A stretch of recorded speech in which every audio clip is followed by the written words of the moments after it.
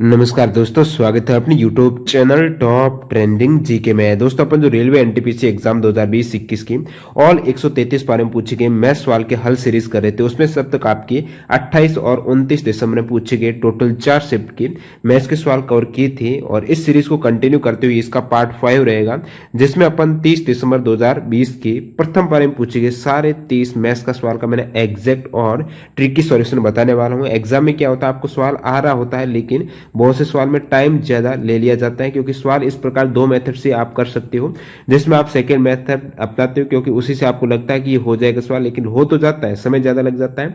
तो कुछ ऐसे सवाल भी इस वीडियो में इंक्लूड रहेंगे ताकि आपको एग्जाम में कम समय में आप ज्यादा सवाल अटेम्प्ट कर पाओ। अब देखिए, यदि आपको कम समय में ज्यादा सवाल अटेम्प्ट करना, इसके लिए एक ज्यादा महत्वपूर्ण चीज क्या है, जितनी आप अच्छी प्रैक्टिस करेंगे यानी मॉक टेस्ट लगाएंगे, उस केस में ये आप क्षमता हासिल कर सकते हो। मॉक टेस्ट के लिए बेहतरीन प्लेटफॉर्म है टेक्स्ट बुक, क्योंकि यहाँ पर एक तो आप अनलिमिटेड मॉक टेस्ट लगा सकते हो, सेकंड है सारे एग्जाम्स के मॉक टेस्ट आपको एक ही पास के अंतर्गत मिलने वाले हैं। चाहे आप एसएससी की तैयारी कर रहे हो, रेलवे, बैंकिंग, डिफेंस या फिर कोई भी other state level government exams हैं, सभी एग्जाम्स के मॉक टेस्ट आप एक ही पास में लगा सकते हो।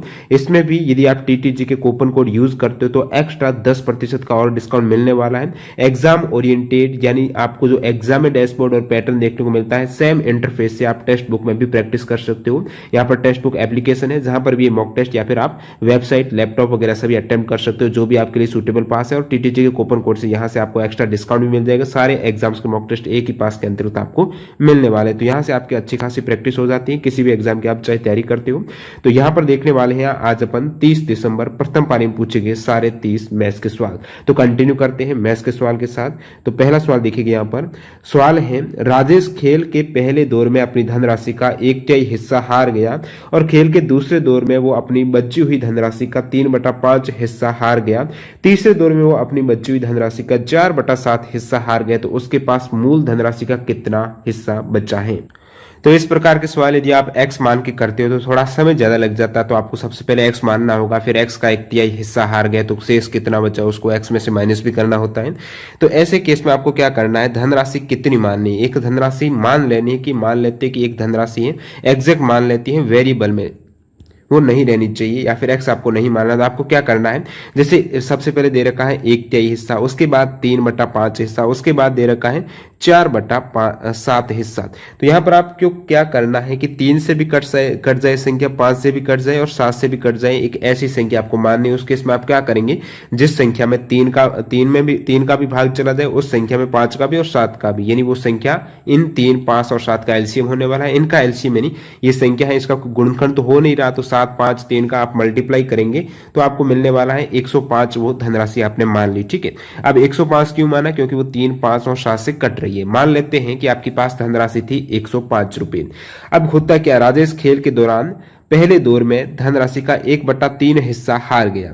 धनराशि थी 105, अब 105 का 1/3 हिस्सा यानी आपको भाग 3 करना है, तो ये हो जाएगा आपके 35 रुपए। अब 35 रुपए वो हारा है, तो शेष कितने रहे, 105 में से माइनस कर दीजिएगा, तो आपके पास 70 रुपए यहां पर शेष रहने वाले। अभी ये आपके पास इतने रुपए हैं, क्योंकि 35 रुपए तो आपके खर्च हो गया है, जो 1/3 वो हारा था 105 में से, अभी 70 रुपए आपके पास बच गए। खेल के दूसरे दौर में वो अपनी बची हुई धनराशि बात हो रही 70 रुपए की, इस धनराशि का 3/5 हिस्सा है वो हार गया। तो 70 का 3/5 कितना होता है, तो आप 3/5 करेंगे। अब 70 में आप 5 का भाग दे देंगे तो कितना आएगा, 14 का आएगा। अब 14 को आप 3 से मल्टीप्लाई करेंगे तो ये आपके आ जाएगा 42। तो आपके अब कितने खर्च हुए हैं, 3/5 यानी 42 रुपए, किसमें से, 70 में से। अब 70 को आप माइनस करेंगे 42 में से, तो आपके पास 28 रुपए हैं अभी और बच चुके हैं, शेष आपके पास अभी 28 रुपए हैं। थर्ड केस में वो 4/7 हिस्सा हार जाता है, यानी जो शेष धनराशि थी 28 रुपए, 28 का 4/7 करेंगे, यानी 28 में आप 7 का भाग देंगे तो आएगा 4, 4 का 4 से गुणा करेंगे तो 16 रुपए। अभी उसके पास धनराशि है वो कितनी रही होगी, जब 4/7 हिस्सा हारा है, जो 28 था, 28 का 4/7 यानी 16 हार चुका है, माइनस 28 कीजिएगा तो 28 माइनस 16 कितना हो जाएगा, तो यहां से आपको मिलने वाला 12 रुपए। अभी उसके पास शेष कितने, 12 रुपए। सवाल में क्या पूछा था, मूल धनराशि का कितना हिस्सा बचा है, तो आप कहेंगे 12 रुपए बचा है। मूल धनराशि थी कितनी, तो आप कहेंगे वो तो थी 105 रुपए। अब 105 और 12 का अनुपात निकालेंगे, यानी आपको भाग यहाँ पर देना है किसका, 3 का देना है, 5 और 6 3 का जा रहा है, तो 3 का भाग 4 बार चला जाएगा और इसमें आप 3 का भाग देंगे तो कितनी बार चला जाएगा, तो 35 बार चला जाना है। 4/35 है अभी उसके पास हिस्सा है वो बच गया है। तो इस प्रकार आप मान के कर सकते थे। अगले सवाल की ओर मूव करते हैं। मशीन का एक धात्विक पुर्जा तांबा, जिंक और लेड है। उसका रेशियो दे रखा है कि भाई जो तांबा है, कॉपर, जिंक और लेड, तो ये आपको कितना दे रखा है, कॉपर हो गया, फिर आपके यहाँ पर जिंक हो गया और लेड हो गया। इनका रेशियो दे रखा है 13, 6 और 1 का। नेक्स्ट क्या पूछा है, यदि इस पुर्जे में जिंक का भार 90 किलोग्राम है, यहां से आपको जिंक कितना लग रहा है, 6। तो जो 6 हिस्सा है सवाल में दे रखा वो 90 के इक्वल है। तो एक कितने का होगा, आप 90 में 6 का भाग देंगे तो ये हो जाएगा आपके 15 के। ठीक है, 15 छक्के 90 है तो 15 के हो जाएगा। एक की वैल्यू 15 के इक्वल है। पूछा क्या, तो इस पुर्जे का कुल भार कितना होगा। यदि इस पुर्जे में यानी पुर्जा है धात्विक पुर्जा, तो टोटल धात्विक पुर्जा में कितना है, 13 और 7 यानी 20 है। जब एक की वैल्यू 15 है, 20 की कितनी हो जाएगी, तो आप कहेंगे 300 किलोग्राम इस पुर्जे का भार होने वाला है। अगला सवाल देखिएगा, दिए गए आरेख से पहले 3 वर्षों में बिकी कारों की कुल संख्या और अंतिम 3 वर्षों में बिकी कारों की कुल संख्या का अंतर क्या होने वाला है। प्रथम 3 और अंतिम 3 वर्षों में जो कारों की सेलिंग हुई है उसके मध्य का अंतर निकालना इस ग्राफ की सहायता से। प्रथम 3 ये 2013 से 15, 2016 से 17। जैसे कि 2013 में कितनी कार बिकी है, तो आप कहेंगे ये वाला एग्जैक्ट डाटा है, 14 में ये वाला है, फिर आपकी 15 में। तो आप यहां से ऐड कर सकते हो, यानी 150 हो जाएगा, 150 और 100 यानी 250, 250 और 250 यानी 500 कार तो बिक चुकी है 2013 और 15 के मध्य। नेक्स्ट बात करता हूँ 16 और 18 के मध्य। जैसे कि 16 में 100 कार बिकी है, ठीक है, और फिर 17 में 300 यानी 300 और 100 400, और 18 में भी 300 है यानी 400 और 300 700। अंतर यहाँ पर कितने का और, यानी 200 कारें हैं वो लास्ट वाले 3 वर्षों में ज्यादा बिकी है। तो अंतर आपका 200, ऑप्शन 4 करेक्ट है। अगला सवाल है आपके पास कि यदि 3 आदमी या 6 लड़के अपना कार्य 20 दिन में पूरा कर सकते हैं। 3 आदमी या 6 लड़के का क्या मतलब हुआ कि जितना कार्य 3 आदमी कर सकते हैं उतना ही कार्य है सेम कैपेसिटी के साथ में 6 लड़के कर सकते हैं। यानी 3 मैन की जो कार्य करने की क्षमता है वो 6 लड़कों के बराबर है। और कार्य होता कितने दिनों में, 20 दिनों में होता है। यानी ये कार्य है कितना, तो आप कहेंगे मल्टीप्लाई 20, इतना कार्य है। उसी कार्य को 6 आदमी और 8 लड़के। अब 6 आदमी का क्या मतलब हो गया, 6 आदमी और 8 लड़के हैं। ठीक है, मैं क्या करता हूं, दोनों को एक यूनिट मान लेता हूं। जैसे कि 3 आदमी बराबर 6 लड़के हैं, तो 6 आदमी कितने हो जाएंगे, 6 आदमी आप कहेंगे 12 लड़के हो जाएंगे, दुगुना हो जाएगा। 3 आदमी हैं वो 6 लड़कों के बराबर है, 6 आदमी 12 लड़कों के बराबर है। तो टोटल लड़के कितने हो गए सेकेंड केस में, 12 + 8 यानी 20 लड़के। आपको पूछा क्या है, सेकेंड केस में 6 आदमी 8 लड़के हैं, कुल मिलाकर कह सकते हो 20 लड़के ये कार्य कितने दिनों में कर सकते। अब कार्य है कितना, कार्य आप कहेंगे लड़कों के केस में 6 लड़के हैं वो 20 दिनों में कर सकते थे पहले स्थिति में, 6 लड़के 20 दिन में। तो कार्य कितना था, 20 × 6 यूनिट था। अभी ये कार्य कितने दिन में होने वाला है, यदि एक दिन में 20 लड़के कार्य करते हैं तो 20 × डे ज्ञात करना है, तो 20 का भाग देंगे तो यहां से आपका आंसर कितना आ जाएगा, 6 दिन में पूरा होने वाला है। नेक्स्ट आपका 6 आदमी और 8 लड़कों के द्वारा कार्य। अगला सवाल देखते हैं, यदि माध्य 40 है, मानक विचलन 5 है, तो विचरण गुणांक क्या होगा। तो आपको मीन दे रखा है जो 40 दे रखा है, ठीक है, मीन यहाँ पर 40 है। सेकेंड केस में क्या देख रखा है, स्टैंडर्ड डेविएशन दे रखा है जो कि 5 है, तो एसटी डेविएशन यहाँ पर हो जाता है। और मल्टीप्लाई यदि आप 100 करते हो तो आपको क्या मिलता है, सीवी परसेंटेज में मिलता है। सीवी यानी विचरण गुणांक, इंग्लिश में कह सकते हो कोफिशिएंट ऑफ वेरिएशन। तो सीवी यहां से आप निकाल सकते हो। एसटी डेविएशन कितना आपको दे रखा है, 5 दे रखा है। मीन 40 दे रखा है, 100 का आप भाग देंगे, सॉरी गुणा करेंगे तो उस केस में आपका आंसर कितना आ जाएगा, 8 का 100 में भाग देंगे तो 12.5% यहाँ पर जो आया है वो कोफिशिएंट ऑफ वेरिएशन का परसेंटेज है। अगले सवाल की ओर बढ़ते हैं जो मैथ का पूछा गया है। तो ये एक काफी अच्छा सवाल पूछा गया है। इसको आप शॉर्ट में कैसे कर सकते हो, x - y का क्यूब प्लस y - z का क्यूब प्लस z - x का क्यूब।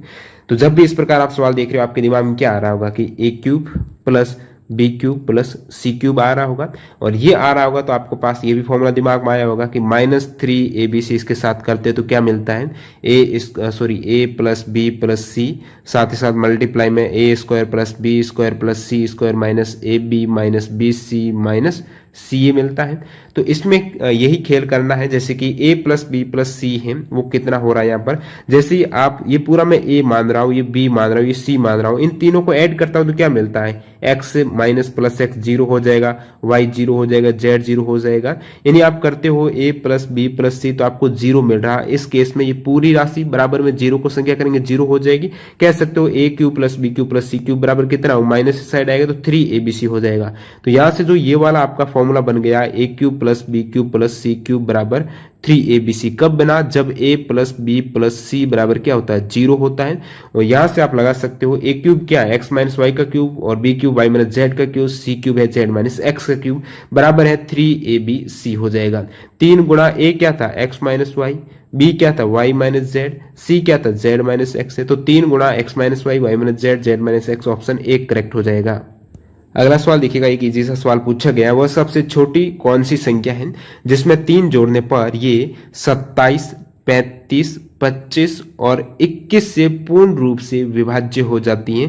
यानी वो संख्या आपको, यदि आपको इन सभी का एलसीएम निकालते तो क्या है, एक ऐसी संख्या मिलती है जो कि सबसे छोटी संख्या रहेगी, इन चारों का भाग चला जाए पूरा का पूरा, तो उस केस में आपको क्या है, एक फिक्स संख्या मिल जाती है। सवाल दे रखा है ऐसी संख्या जिसमें 3 जोड़ने पर, जैसे ही कोई भी आपको फिक्स संख्या पर मिलने वाली है, यदि आप उसमें से 3 माइनस करेंगे तो उस केस में क्या होगा, आपको पूरी शेषफल जीरो नहीं रहेगा, और उसमें 3 दोबारा ऐड करेंगे तभी आपका पूरा भाग चला जाएगा। सवाल बोल रहा है जिसमें 3 जोड़ने पर, तो मैं क्या करूंगा, आंसर में वो संख्या -3 करके ले लूंगा, और बाद में आप 3 ऐड करेंगे तो इसमें पूरा भाग चला जाएगा। तो इसके लिए सबसे पहले तो आपको इनका एलसीएम निकालना है, जो संख्या 4 दे रखी है। एलसीएम के लिए वही आप भाग विधि यूज कर सकते हो। इसमें मैं सबसे पहले किसका भाग दे सकता हूँ, जैसे कि 3 का दे देता हूँ, यहाँ पर 9 बार चला जाएगा, और 35 में नहीं जाएगा, 25 में भी नहीं जाएगा, 21 में 7 बार चला जाएगा, ठीक है।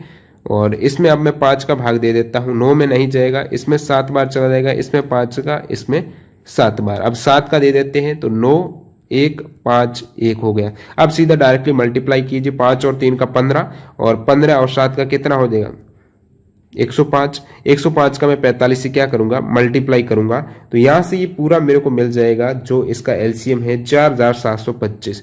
4725 क्या वो आंसर होगा, नहीं होगा। ऑप्शन में आपको जरूर दे रखा होगा, जैसे कि ये दे रखा है 4725। स्टूडेंट यहीं पर गलती करते, ध्यान रखना है, जब तक पूरा सवाल ना पढ़ो आंसर टिक मत कर देना। जिसमें 3 जोड़ने पर सवाल में दे रखा है, ये संख्या तो आपको कब मिली है, जब डायरेक्टली आप 27, 35, 25 और 21 का इसमें भाग देंगे तो शेषफल क्या रहेगा, जीरो रहेगा, कुछ भी नहीं मिलेगा। तो सवाल बोला 3 जोड़ेंगे तब वो पूरी तरह से भाग होगा। क्या इसमें 3 आपने किसी संख्या में जोड़ा, नहीं जोड़ा है, तो मैं माइनस इसमें 3 कर देता हूं। तो 4722 वो संख्या है जिसमें यदि आप 3 ऐड करते तो आपको 4725 मिलता है, और 4725 वो संख्या है जिसमें 27, 35, 25 और 21 का पूरा भाग चला जाता है। और 3 जोड़ने का बोला तो आपने आंसर जो पूरा इसका एलसीएम है उसमें से 3 माइनस करके ही आंसर लिखना है। अगला सवाल देखते हैं, ये भी एक रिपीटेड हुआ है सवाल, इससे पहले भी मैं करा चुका हूं। सबसे लंबे खंबे की लंबाई ज्ञात करना है, और जैसे 30, 15, 10 जो विमाओं वाला कमरा है उसमें रखा जा सकता है। तो 30, 15, 10 क्या है, ये 3 आप कह सकते हो कि सबसे लंबे खंबे की लंबाई कब मिलेगी, जब आपका जो घनाभ रहेगा, जो कमरा कह सकते हो, उसमें क्या है, जो ये डायगोनल है, विकिरण है, तो सबसे लंबा जो खंबा कह सकते हो, छड़ कह सकते हो, वो विकिरण की लंबाई की इक्वल हो जाएगी। ऐसे डायरेक्टली सबसे लंबा होगा नहीं, जो तिरछा आएगा इस प्रकार विकिरण में वही सबसे लंबा होगा। और जो घनाभ का विकिरण क्या कहता है, जो भी आपको भुजा दे रखी है, तीनों भुजाओं का क्यूब करना है, जो स्क्वायर करना है, एक्स स्क्वायर, वाई स्क्वायर और जेड स्क्वायर है, और इसका वर्गमूल ले लेना। तो 30 का स्क्वायर करेंगे तो आप कहेंगे 900 हो जाएगा, 15 का स्क्वायर करेंगे तो कितना 225 हो जाएगा, और जो फिर 10 का है तो 100, तो यहां से कितना हो गया 325, 900 यानी 1225 है। अब आपको पता होना चाहिए 1225 किसका स्क्वायर होता है, 35 का होता है, तो 35 इसका डायरेक्टली आंसर हो जाएगा। अगला सवाल देखिएगा, दिए गए चार्ट में 5 वर्ष 1 से 5 की अवधि के लिए 2 बैंक ए और बी के द्वारा जमा पर दी जाने वाली ब्याज दरें प्रदर्शित की गई हैं। तो बैंक ए में आप डिपॉजिट करते हो और बैंक बी में डिपॉजिट करते हो, दोनों ही केस में आपको अलग अलग इंटरेस्ट रेट मिल रहे हैं। ये 5 वर्ष का डाटा दे रखा है। यदि एक व्यक्ति ने वर्ष के आरंभ में 23 लाख रुपए की राशि को बैंक ए की बजाय बैंक बी में जमा किया होता, क्या बोल रहा है, बैंक ए की बजाय बैंक बी में जमा किया होगा, मतलब क्या है कि उन्होंने 23 लाख रुपए ए में जमा किया है, वो बोल रहा है बजाय किया होता, इसका मतलब ए में उन्होंने कितना 23 लाख जमा किया है, और किया होता बी में, तो बी में भी बोल रहा है कि 23 लाख यदि जमा करते तो क्या होता, तो वर्ष 3 में प्राप्त होने वाली ब्याज धन पर अंतर कितना है। वर्ष 3 यानी ये वाले वर्ष की बात हो रही है। वर्ष 3 में बैंक ए जो रेट दे रही है वो 8.5% का दे रही है, ए वाला, ये ब्लू वाला, और जो बी दे रही है ऑरेंज वाला वो 10% की इंटरेस्ट रेट दे रही है। तो मैंने कहा आपको क्या पूछा, धनराशि में कितना अंतर होगा। ठीक है, 3 वर्ष में जो आपको धनराशि मिल रही है उसमें अंतर, तो यहां पर आपको अंतर कितना देख रहा है, 8 और 10 में। ठीक है, 10 और 8.5 और 10 में आप कहेंगे 1.50 का अंतर देख रहा है। तो यही आपको ज्ञात करना था। हालांकि आपको 1.50% में नहीं ज्ञात करना था, धनराशि में अंतर कितना है। तो धनराशि में अंतर कितना है, 1.50% का है। तो 23 लाख है, 23 लाख का 1.50% आपका आंसर आने वाला है। तो 23 लाख का 1.50% के लिए क्या करता हूं, 23 गुणा में लाख कर देता हूं। ठीक है, ये 23 गुणा लाख हो गया, और इसका आप 1.5% निकालते हो, 100 का भाग देते हो, 1 जीरो से ये 15 हो जाएगा, क्योंकि 1.5 था ना, 1 जीरो से 15 हो गया, 2 जीरो यहां पर चले जाएंगे, पीछे रहे 100। अब मैं क्या करता हूं, 15 का 23 से मल्टीप्लाई करता हूं। 15 का 23 के करने के लिए आप 15 का 3 से गुणा कीजिए, कितना आ जाएगा, 45, हासिल गई 4। 15 का 2 से करेंगे तो कितना, 30 और 4 34 हो गया। अब यहां से जीरो कितने, तो आप कहेंगे 2 थे, 3 तो कट गए, एक तो 15 से कट गया क्योंकि 1.5 था, मैंने 15 ले लिया, यहाँ पर 2 जीरो आपके पास बचे हैं। 34,500 रुपए हैं, ये अंतर है। अंतर मतलब ये 1.5% आपके कितना आ रहा है, 34,500 रुपए। आप ऑप्शन देख सकते हो यहाँ पर 3 नंबर 34,500 है। अगला सवाल, 2 पासों को एक साथ फेंका गया है और उस पर अंकित संख्याओं के योग को नोट किया गया। योग के 12 होने की प्रायिकता क्या है, योग 12 होने की आपको प्रायिकता पूछी है। देखिए पासे में अंक कितने होते हैं, हम कहेंगे 1 2 3 4 5 6 होते हैं, 2 पासे, तो दूसरे में भी 1 2 3 4 5 6 होंगे। सवाल बोल रहा है कि 2 पासे एक साथ आप फेंक रहे हो तो अंकित योग है आपको पास 12 योग आने की संभावना कितनी। यहां पर आप देखते हो कि किन दो संख्याओं का योग 12 होता है, जैसे कि क्या 1 और 6 का योग 12 होता है, नहीं होता। सिर्फ एक ही ऐसी स्थिति बनती है जब दोनों पासों में संख्याओं का योग 12 होता है, वो है 6 और 6 12 होता है। तो पहली बार जो या फिर पहली स्थिति में आपने पासा फेंका, पासा फर्स्ट फेंका है, उस केस में 6 आने की प्रायिकता कितनी है, आप कहेंगे टोटल 6 अंक है, तो 6 यानी 1 अंक आने की प्रायिकता कितनी, 1/6 हो जाती है। सेकंड में भी 1 अंक आने की प्रायिकता कितनी, वो भी 1/6 है, क्योंकि आपको यही 1 अंक चाहिए, इनको ऐड करना है, तो एक ही ऐसी स्थिति बन रही है, तो प्रायिकता यहाँ पर कितनी हो जाती है, 1/36 हो जाती है। ऑप्शन 1 करेक्ट है। अगले सवाल की ओर बढ़ते हैं। सवाल पूछ रहा है कि 55 से छोटी सभी अभाज्य संख्याओं की संख्या। इसके लिए आपको अभाज्य संख्या पता होनी चाहिए कि पहली अभाज्य संख्या है 2, 2 के बाद 3, फिर 5, 7। अभाज्य संख्या का क्या मतलब होगा, जिसमें स्वयं या फिर एक के अतिरिक्त अन्य किसी संख्या का भाग नहीं जाता हो। अब 7 हो गया, 7 के बाद 9 अभाज्य नहीं है, 10 भी नहीं, 11 है, 12 नहीं है, 13 है, तो उसके बाद आपके 15 नहीं है, 16 नहीं, 17 है, 19 है, 21 नहीं है, आपके 23 है, और फिर यहां पर हो जाएगा 29 अभाज्य संख्या है। आपको पूछे कि आप 55 से छोटी आपको चाहिए, ठीक है। 29 के बाद आपकी कितनी हो जाएगी, 31 हो जाएगी, फिर आपकी हो जाएगी 31 के बाद यहां पर आने वाली है 37, 37 के बाद 41, 41 के बाद 43, 43 के बाद आने वाली है 47। आपको 55 से पहले पूछा है ना, 47 के बाद 51, 51 के बाद यहाँ पर 51 नहीं, 51 तो भाज्य संख्या हो जाएगी ना, 53 आ जाएगा। आपको 55 से कम कितनी हो जाएगी, 1 2 3 4 5 6 7 8 9 10 11 12 13 14 15 16, तो 16 आंसर ऑप्शन 3 करेक्ट हो जाएगा। अगले सवाल की ओर बढ़ते हैं। सवाल ये आप कर सकते हो इजीली, इसमें क्या है, जोड़ी तो करना है, और इसमें ध्यान क्या रखना कि सबसे पहले तो जो पॉइंट है दशमलव है, दशमलव के नीचे ही दशमलव रखना है, यही बात आपको ध्यान रखना। बाकी इजीली आप इसको ऐड कर सकते हो। ध्यान क्या है, दशमलव के नीचे दशमलव आपको रखना ही होगा। दी गई आकृति में x का मान क्या होने वाला है, तो आप देखते हो इसमें कितने कोण बन रहे हैं या फिर कितनी भुजाएं हैं, 1 2 3 4 5 भुजाएं हैं, 5 भुजाएं हैं, यानी जो बहुभुज रहता है, बहुभुज में नंबर यानी आंतरिक कोणों का योग का फॉर्मूला क्या कहता है, बहुभुज में आंतरिक कोण का योग n-2 गुणा 180 होता है। यहाँ पर भुजाएं 5 है तो 5 - 2 गुणा 180 करेंगे, यानी 3 गुणा आपको 180 करना है, और यहाँ से हो जाएगा 540 आंतरिक कोणों का योग। सवाल में आपको कोण कितने दे रखे हैं, पूछा कौन सा, एक्स यानी ये वाला कोण निकालना। ये पूरा कोण सीधी रेखा 180 डिग्री होता है। जब ये कोण आपको मिल जाएगा आंतरिक वाला, उस केस में आप ये निकाल सकते हो 180 में से माइनस करके। और यहाँ पर ये 90 दे रखा है, इस प्रकार सिंबल दे रखा है, इसका मतलब ये 90 डिग्री है। आपको पता कौन सा कोण नहीं है, ये पता 115 है। जब एक सीधी रेखा 180 बनाती है, 80 तो ये दे रखा है, तो अंदर वाला कितना होगा, 100 होगा। सीधी रेखा 180 बनाती है, 65 दे रखा है, तो 180 माइनस 65 करेंगे तो ये भी आपके 115 हो जाएगा। और इसको आपको ऐड करना 115 और 115 यानी 230, 230 और 100 330 हो गई, 330 और 90 यानी 420 हो जाएंगी। और फिर आपको 540 में से 420 माइनस करने, तो ये वाला कोण मिल जाएगा।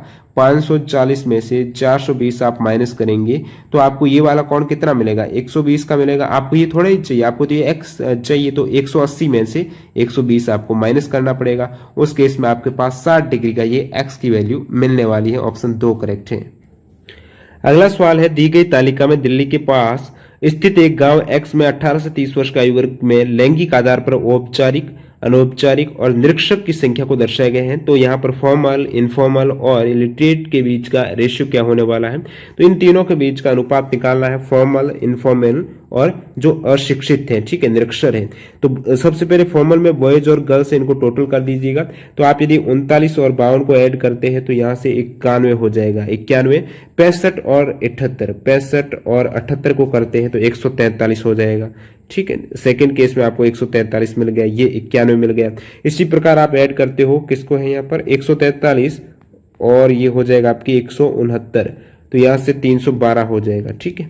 तो 312 हो गया। अब इनके मध्य आपको अनुपात निकालना है 91, 143 और 312 का। तो यहाँ से मैं क्या करता हूँ, नीचे ऑप्शन देखता हूँ और रेशियो आपको ये निकालना था। और अभी देखिए 91 जैसे ही दिमाग में आया तो आपको पता होगा 91 में किसका भाग देता है, यदि 13 को पहाड़ आपको आ रहा होगा तो 13 का भाग 7 बार जाता है, तो 7 एक तो आने वाला है। तो जैसे ही आप 7 देखते हो, 2 तो ऑप्शन यहाँ से गायब हो जाते हैं।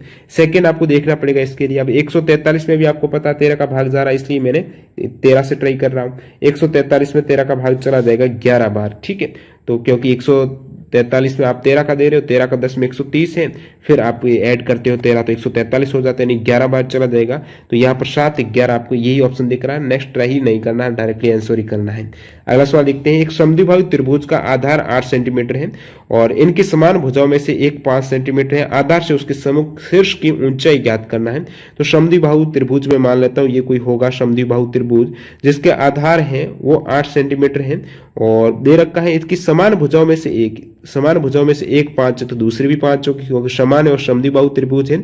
समद्विबाहु त्रिभुज में आपको पूछे क्या, आधार से उसके सम्मुख शीर्ष का, तो ये आधार है, आधार से इसके सम्मुख यानी सामने वाला जो वर्टेक्स शीर्ष है उससे यदि मैं ये आपके हो जाएगा एक लॉन्गिट्यूड यानी सामने वाले शीर्ष से जो मैंने यहाँ पर एक रेखा खींची है वो क्या करेगी, सामने वाले शीर्ष से आधार पर जो रेखा है एक तो ये क्या करेगी 90 डिग्री का एंगल बनाएगी। सेकंड आधार को बाइसेक्ट करने वाली, दो समान भागों में विभाजित करने वाली है तो ये 4 में कर देगी। तो ये आप लंब ज्ञात कर सकते हो ना, यहाँ से 5 का स्क्वायर यानी 25 माइनस 4 का स्क्वायर 16, 25 माइनस 16 यानी 9 का वर्गमूल 3 हो जाएगा। 3 यहाँ पर आंसर होने वाला। अगला सवाल देखते हैं।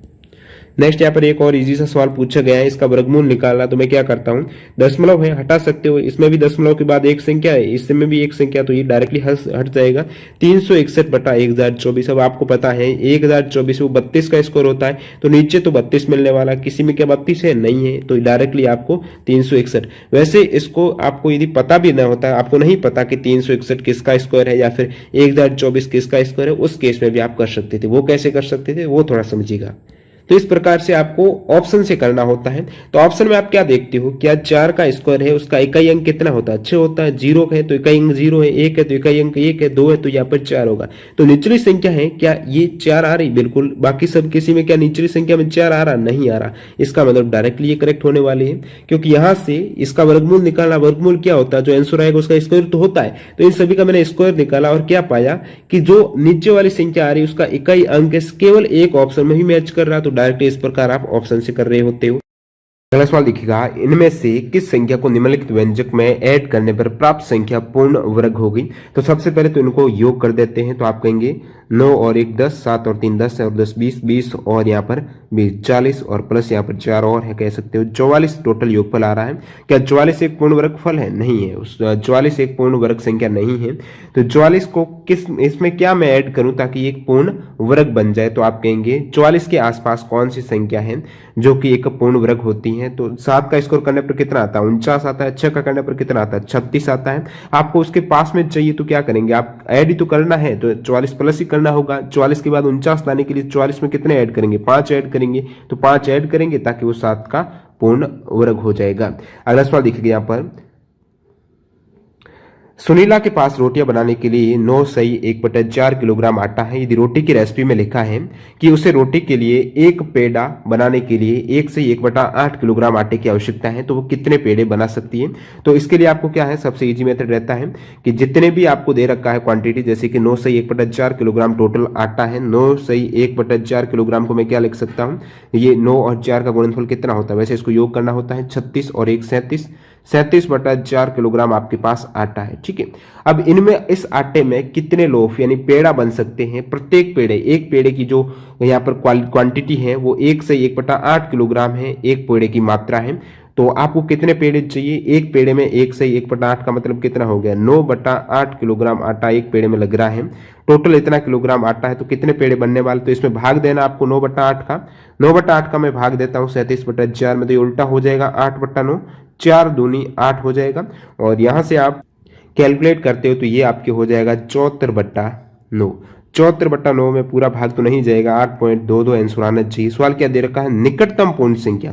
तो 8.22 के पास में कौन सी निकटतम पूर्ण संख्या? तो वो तो 8 होने वाली है। तो डायरेक्टली आप 8 कर सकते हो, या फिर यहां से भी आप कर सकते हो, जैसे कि 9 का 74 में भाग दीजिएगा, निकटतम कितनी बार भाग जा रहा है? 8 बार जाएगा तो 72 आ जाएगा। तो यहां से भी डायरेक्टली 8 ले सकते हो। अगले सवाल की ओर बढ़ते हैं।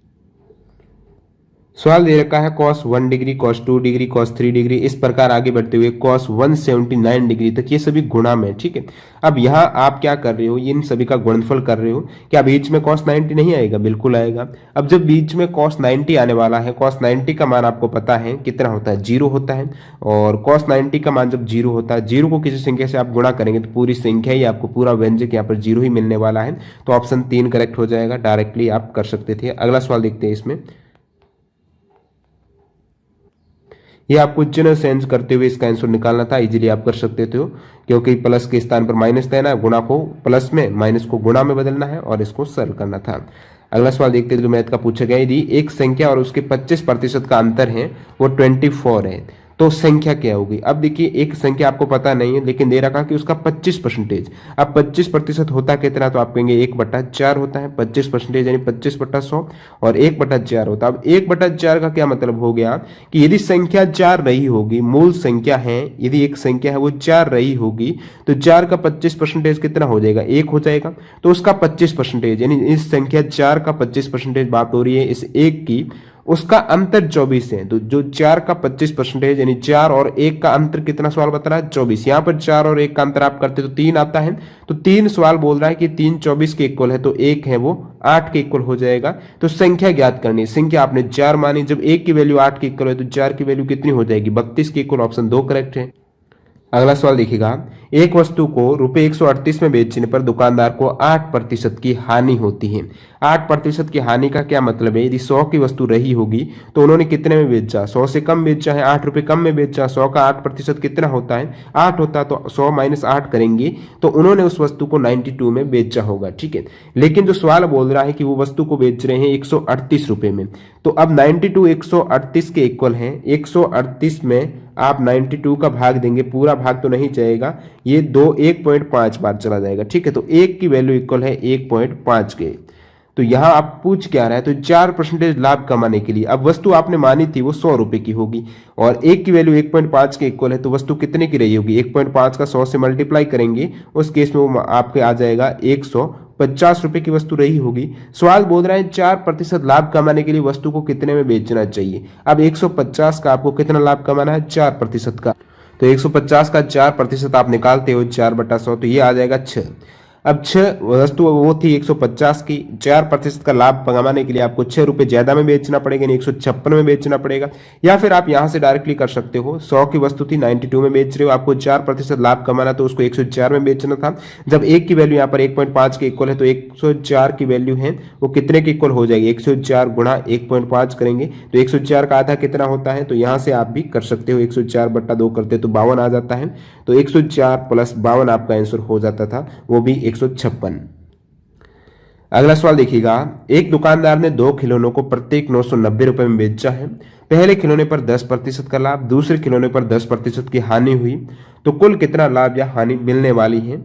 तो देखिए 990 रुपए में बेचा है प्रत्येक खिलौने को। सवाल बोल रहा है पहले खिलौने पर 10% का लाभ। 10% का क्या मतलब हो जाता है, तो 1/10 होता है। 10% का लाभ हुआ है तो 10 यदि उसका सीपी रहा होगा तो लाभ कितना हुआ, 1 का हुआ है। 10 का 10% कितना, 1 होता है, तो 1 का लाभ हुआ तो कितने में बेचा होगा, तो उन्होंने 11 में बेचा होगा प्रथम केस में।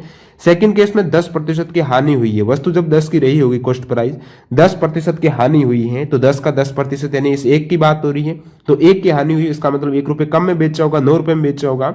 अब इसको गुणा करते हैं तो 100 की वस्तु है और 99 में आप बेच रहे हो, उस केस में आपको हानि कितने की हो रही है, आपके यहाँ से 1 रुपए की हानि हो रही है, किस पर हो रही है, 100 पर हो रही है। तो आपका कितना प्रतिशत की हानि हो गई, 1% की हानि है, ऑप्शन 3 करेक्ट हो जाएगा। बाकी आप डायरेक्टली भी करते हो, यानी 10 यहाँ पर लाभ हो रहा, 10 हानि है तो एवरेज हानि होने वाली है, तो 10 का 10% निकालते हो, उस केस में भी आपका 1% की हानि मिल जाएगी। अगला सवाल देखिएगा, यहाँ पर ट्रिग्नोमेट्री का है, इसमें आपको ऐड करना है cos 12, cos 84, cos 168, cos 96 का मान क्या होगा योगफल करते हुए। तो इसमें मैं क्या करता हूँ, क्या इनमें से किसी भी का योग 90 हो रहा है, 90 तो नहीं हो रहा, तो फिर आपको देखना 180 योग किसका हो रहा है, cos 12 और cos 168 का 180 हो रहा है, cos 84 और cos 96 का भी 180 योग हो रहा है। तो मैं ऐसे लिख सकता हूँ cos 12 + cos 168 + cos 84 + cos 96। अब इनका योग 180 हो रहा है तो मैं ऐसे लिखूंगा cos 12 + cos 180 - 12 लिख सकता हूँ, 168 को लिख सकता हूँ 180 - 12। अब आपको चतुर्थांश का पता होगा, इसमें सभी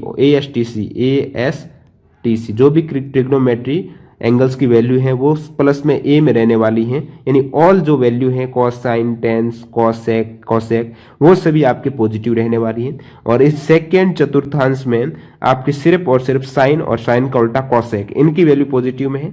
और थर्ड चतुर्थांश में आपके टेन और कॉट की वैल्यू पॉजिटिव में, और इसमें कॉस और सेक की वैल्यू पॉजिटिव में रहने वाली है। तो ये पूरा 180 का कोण बन रहा है सीधी रेखा पर।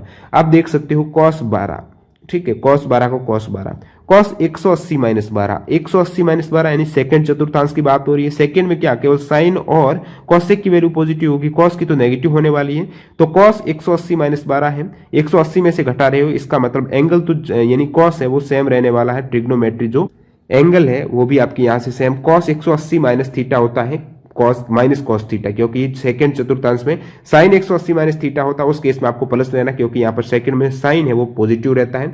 तो -cos थीटा, थीटा क्या 12 है, -cos 12, तो यहाँ पर cos 12 -cos 12 हो गया। इसी प्रकार ये मैं करता हूं सेकंड में cos 84 + cos 180 - 84 लिख सकता हूं, आपकी 96 आ जाएगी यहाँ से। इसको मैं लिख सकता हूं cos 84 प्लस, तो cos 180 - 84 सेकंड इसी चतुर्थांश में बात हो रही है, ये भी आपकी -cos 84 हो जाएगा, ठीक है। अब माइनस और प्लस 0, माइनस और प्लस यहां पर भी आपके 0, तो ओवरऑल वैल्यू कितनी मिल रही है आपको, 0 मिल रही है। अगला सवाल है, संख्या दे रखी है 0.232323 को परिमित संख्या के रूप में कैसे लिखा जा सकता है। तो ये 0.23 है, बार बार फ्रीक्वेंट रिपीट हो रहा है, तो 2-3 के ऊपर मैं क्या करता हूं, बार लगा देता हूं। अब जो भी बार वाली संख्या है उसको आप किस प्रकार परिमित संख्या में कन्वर्ट करते हो, डायरेक्ट ट्रिक सभी को पता होगी, नहीं पता तो मैं बता देता हूं। देखिए जैसे कि मैं इसी से बात करता हूं, 0.23 है, सबसे पहले तो आपको जो भी संख्या दे रखी होती है, 0 यदि 1 होता तो 1 अलग करके आप प्लस 0.23 लेते, ठीक है, यानी 1.2323 होता तो इस प्रकार करते, लेकिन यहाँ पर 1 पॉइंट है नहीं, 0.23 है, तो डायरेक्टली मैं जो संख्या दे रखी है वो यहाँ पर लिख देता हूँ। कितना दिख रहा है आपको, 23 दिख रहा है, ठीक है। अब नीचे मेरे को क्या लिखना है, नीचे लिखना है कितनी संख्या के ऊपर बार है उतनी संख्या में 9 आ जाएंगी। तो आप कहेंगे 2 संख्या पर बार है तो 2 बार 9 आ जाएगा। अब ऐसी कोई संख्या है जिस पर बार नहीं है, यदि होती तो आप 23 में से माइनस कर देते, और ऐसी कितनी संख्या होती उसमें आप 0 भी यहाँ पर नीचे ऐड कर देते। तो ऐसी कोई भी संख्या नहीं, मैं बता देता हूँ किस प्रकार करते, 23/99 हो जाता। मान लेते हैं आपको इस प्रकार संख्या दे रही होती कि 0.1232323, तो 2-3 के ऊपर बार कह सकते हो 0.123। उस केस में आप संख्या क्या करते हैं, एज इट इज पूरी लिख देते हैं। आपको क्या दिख रहा है, 123 दिख रहा है। किस संख्या पर बार नहीं है, आप कहेंगे इस पर बार नहीं है। जिस पर बार नहीं है वो माइनस कर दीजिए, इसमें से रिमूव कर देना है, तो 1 माइनस कर दिया। अब बट्टा में आपको कितने 9 लेने हैं, तो जितनी संख्या पर बार है, 2 संख्या पर बार है उतने 9। 0 कितने लेने हैं, जिस संख्या पर बार नहीं है, आप कहेंगे 1 संख्या पर बार नहीं तो 1 0 लेना है। तो यहां से आपको मिलने वाला है 122/990। उसके बाद आप इसको कट करके सॉल्व कर सकते हो। यदि यहां पर इस प्रकार दे रहा होता कि 2 पॉइंट, ठीक है, 2.1232323, उस केस में आप क्या करते, 2 प्लस करते 0.12323, इस प्रकार करते, फिर लास्ट में इसमें 2 ऐड कर देते यहां से, और वो आप सॉल्व कर सकते थे। अगला सवाल देखिएगा, अविनाश, भुवनेश और चमन किसी कार्य को है वो 20, अविनाश है मान लेते हैं 20 दिन में, भुवनेश है वो 30 दिन में, और चमन है वो 60 दिन में कर सकते हैं। तो अविनाश को उसी कार्य को पूरा करने में कितने दिन लगेंगे, तो अविनाश को तो 20 दिन लग रहे हैं, लेकिन शर्त क्या है, यदि भुवनेश और चमन भी उसकी हेल्प करते हैं तीसरे दिन, ठीक है, हर तीसरे दिन उसकी सहायता करते हैं। तो सबसे पहले देखते कार्य है कितना यूनिट, एलसीएम 60 आ गया, तो 60 यूनिट टोटल कार्य है। ये 20 दिन में करता तो 1 दिन में कितना करेगा, 3, ये 1 दिन में 2, और सी 1 दिन में कितना करेगा, 1 यूनिट करेगा। अब सवाल बोल रहा है अविनाश को, यानी ए की बात हो रही है, उसको कार्य करने के लिए कितने दिन लगेंगे। वैसे तो 20 दिन लग रहे हैं, लेकिन यहाँ पर भुवनेश और चमन हर तीसरे दिन सहायता कर रहे हैं। तो पहले दिन कार्य किया है अविनाश ने, दूसरे दिन भी कार्य किया है अविनाश में, तीसरे दिन भी अविनाश ने कार्य किया, साथ साथ यहाँ पर बी और सी भी इसकी हेल्प की है। तो ए कार्य 1 दिन में कितना करता है, 3 यूनिट करता है, ठीक है। और फिर सेकंड डे भी जो ए ही कार्य कर रहा है, ठीक है, सेकंड डे भी ए कार्य किया है, तो सेकंड डे ने ए कितना किया, 3 किया है। फिर थर्ड डे में ए ने किया, थर्ड डे में भी ए ने 3 किया, साथ ही साथ थर्ड डे में बी और सी ने भी हेल्प की है। तो बी 1 दिन में 2 करता है, सी 1 करता है, तो 2 और 1 ऐड करते हैं। तो आप देखते हो 3 दिनों में कार्य हो कितना रहा है, तो 3 दिन में आपके यहाँ पर कितना हो गया, 3 दूनी 6, 6 दूनी 12, तो 12 यूनिट कार्य हुआ है 3 दिन में, 12 यूनिट हुआ है 3 दिन में। आपको कार्य करना कितना, 60 यूनिट करना है। तो इस प्रकार ये 3 दिन में 3-3 के एक पैर के रूप में ले लीजिएगा। 60 बटा यदि आप 12 करते हो तो कितने ये 3-3 के इस प्रकार बनने वाले हैं, तो आप कहेंगे 12 और 5 बार, तो 5 बार ये इस प्रकार आपको बनाने होंगे। तो 5 बार जब बनाते हो उस केस में कार्य कितना दिन का हो जाएगा, एक बार बनाने में ये 3 दिन का कार्य हो रहा है, क्योंकि 3 दिन में पहले दिन, दूसरे दिन, तीसरे दिन, इस प्रकार आपको 5 बार करना है। तो 5 गुणा 3 यानी 15 दिन में टोटल कार्य होने वाला। जब बी और सी यानी भुवनेश और चमन है वो उनकी हर तीसरे दिन क्या करते हैं, हेल्प करते हैं। अगला सवाल देखते हैं, एक घनाभ जिसके 3 आसन फलकों का पृष्ठीय क्षेत्रफल है वो ए बी सी है, इसका आयतन ज्ञात कीजिएगा। आसन फलकों का पृष्ठीय क्षेत्रफल, तो घनाभ में आमने सामने के जो फलक होते हैं ना, उनका जो पैमाना रहता है वो इक्वल रहता है, कह सकते हो लंबाई चौड़ाई वगैरह वो इक्वल रहती है, ठीक है, यानी बराबर क्षेत्रफल रहता है उनका। तो देखिए आसन, जैसे मैं मान लेता हूं घनाभ की एक भुजा x है, एक y है, एक z हो जाती है, जो लंबाई चौड़ाई और ऊंचाई कह सकते हो। जब भुजा x और y की बात करता हूं, एक फलक का क्षेत्रफल आ जाएगा। मान लेता हूं इस फलक का क्षेत्रफल a है, पहले वाले का, तो a है, और फलक एक तरीके से आयताकार होगा, तो लंबाई गुणा चौड़ाई x गुणा y।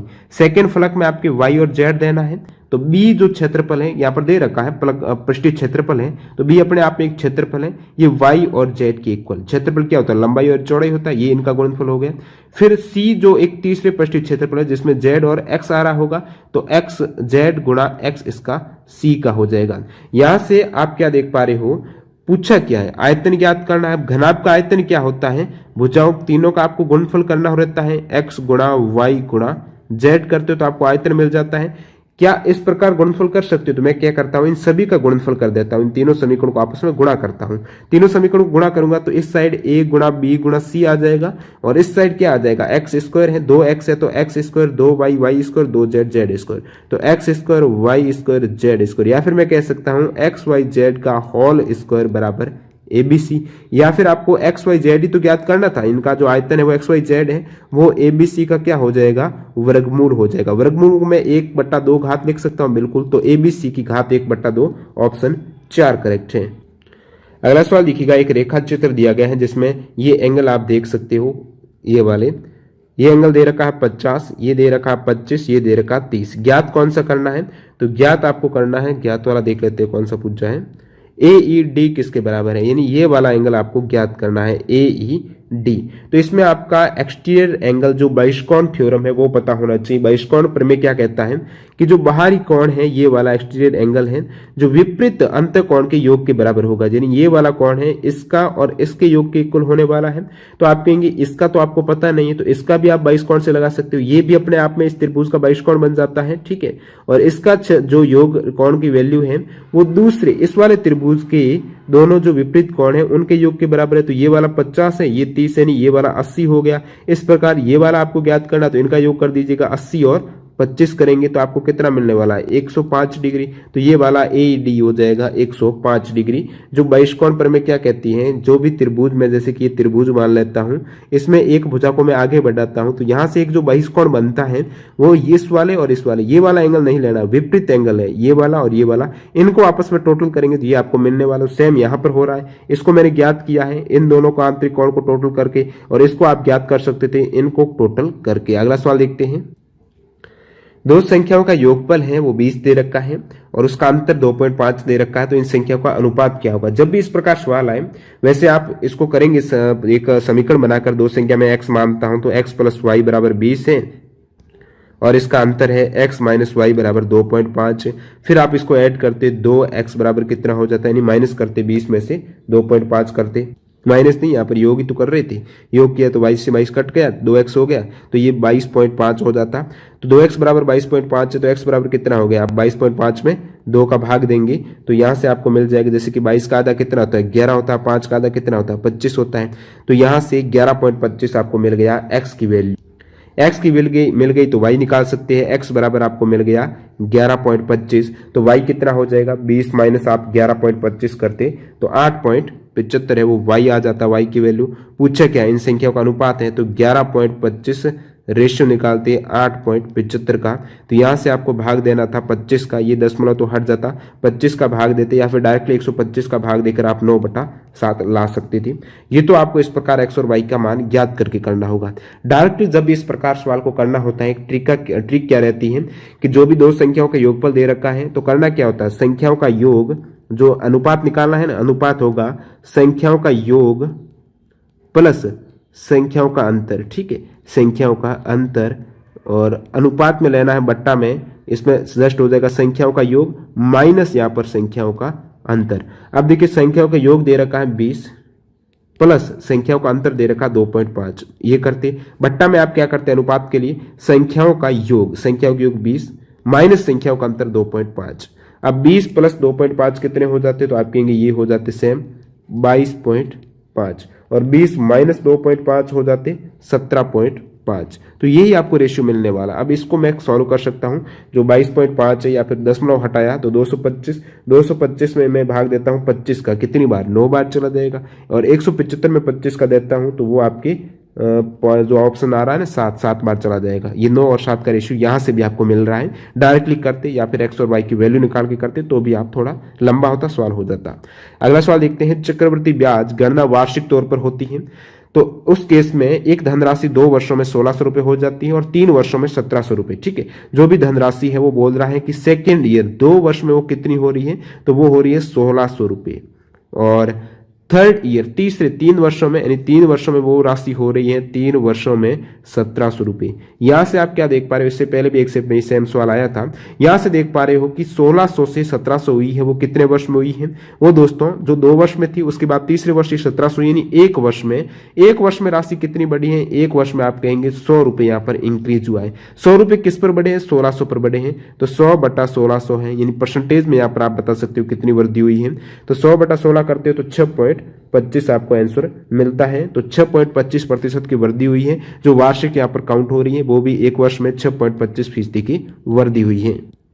अगला सवाल देखिएगा, एक व्यापार मेले में पहले दिन 84,500 लोग आए और चौथे दिन ये संख्या घटकर 16,900 हो गई, तो चौथे दिन कितने प्रतिशत लोग हैं वो घट गए हैं।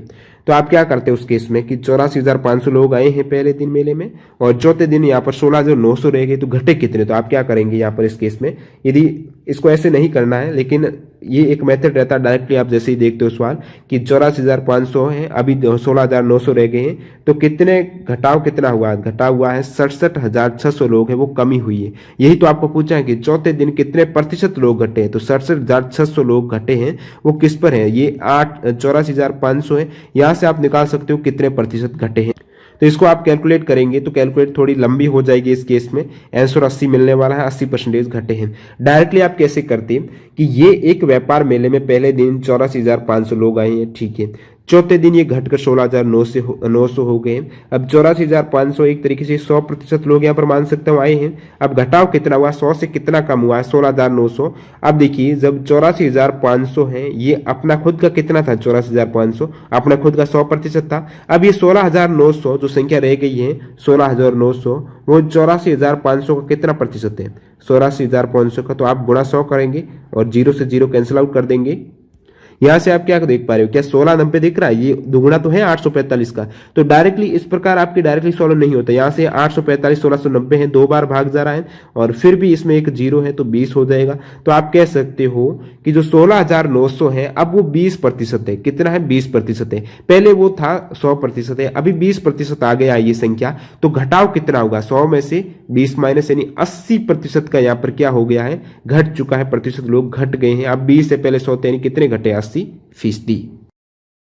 अगला सवाल देखिएगा, यहाँ पर आपको सरल करना है। तो सबसे पहले बोर्ड मास के नियम के अकॉर्डिंग ब्रैकेट हल कीजिएगा। इसमें ब्रैकेट भी काफी है। तो इस वाले सेक्शन को मैं देखता हूँ, ये छोटा वाला ब्रैकेट है।